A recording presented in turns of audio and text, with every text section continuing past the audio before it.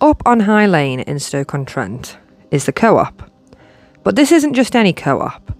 This used to be a pub, and it was called the Riley Arms. There's evidence that there's been a pub here since at least the 1840s, and it was known as the Riley Arms Inn. However, in the 1930s, the building was completely rebuilt, and the new building was designed in the futurist style of architecture. Now, this is often confused with Art Deco, but the futurist style is characterised by its emphasis on dynamic forms, sharp angles, sweeping curves, and it's supposed to convey a sense of movement and speed, integrating materials such as steel and glass, and it's basically supposed to look futuristic, but more simplistic than Art Deco. Over the years, the Riley Arms has been a central hub to the community, and there's been many different landlords throughout its time. The earliest record of a landlord is in 1883, and the pub was under the stewardship of Samuel Cartledge, and he didn't just manage the pub, but he was also a farmer and worked as a pottery packer. If you would like to have a look at the full list of the landlords that have run the Riley Arms through the years, then check out my website, The Red-Haired Stokey, where I've done a full in-depth article about the history of the pub.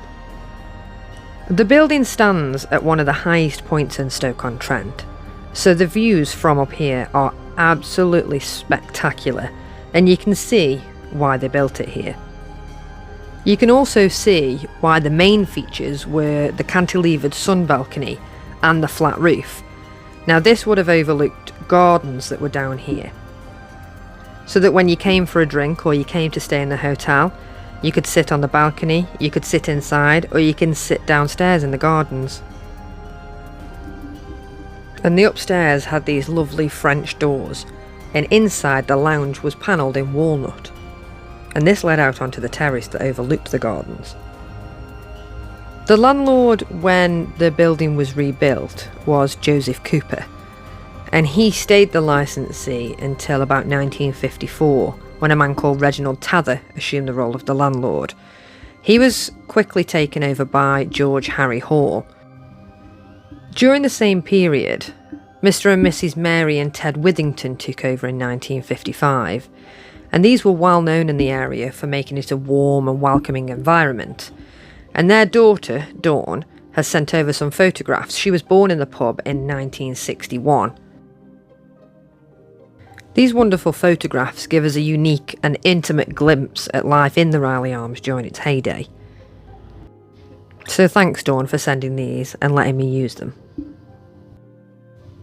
One of the really interesting things about the pub, though, is its name, because the name Riley holds significant historical weight in Smallthorne, because one of the prominent members of the community, Richard Riley, built a house just up the road and called it Bank House.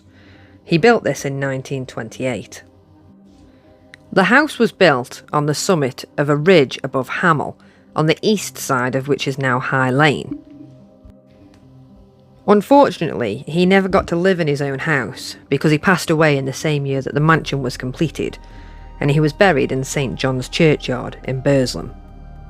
After his death in 1922, the house became the Burslem Suburban Club and Institute, and it was eventually demolished in 1985, and now it's a housing development called Bank House Gardens.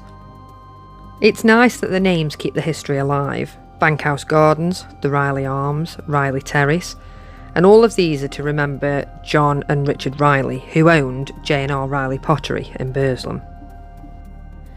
And if we fast forward now to the 1980s, darts were a huge pastime at this pub, and I think we all know a man called Phil Taylor, and it turns out that his father actually played for Riley's, which is what the pub ended up being called, and apparently this is where Phil Taylor started to play darts. As you look around the shop, inside, outside and above, there's so many features of the original pub left, and this styling is absolutely beautiful. And look at these toilets. These have been left exactly how they were when the pub closed. These tiles are absolutely stunning, and they're just tucked away and hidden, but they are being protected. And we're lucky that this building has been saved, because these incredible features like this window has been protected for future generations to enjoy. And it's interesting because everyone thought that this building was Art Deco, but the futurist style doesn't really get discussed much. But now you mention it, you can see where it comes from. The curves, the sharp edges, but not quite as detailed as Art Deco. One of the main features was how many windows it had. They wanted it to have beautiful lighting effect, so this was one of the main features of the design. The windows around the back are boarded up now to protect them, but you can see when you look all the way around this building just how beautiful and light and airy it must have been inside. And strangely, a lot of the floors were covered in rubber.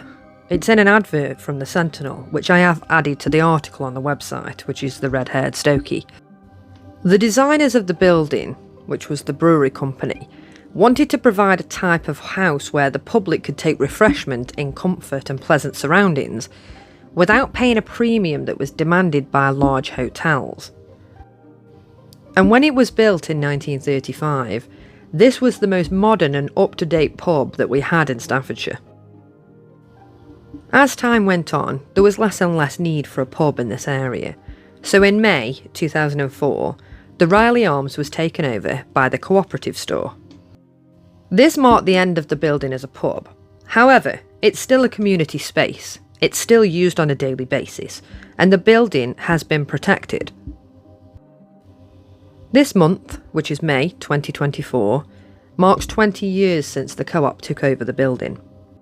As many of you know, I am hugely supportive of our heritage buildings being protected and being given a new use, especially by businesses. So this is an incredible example of a building that has been saved for future generations to enjoy.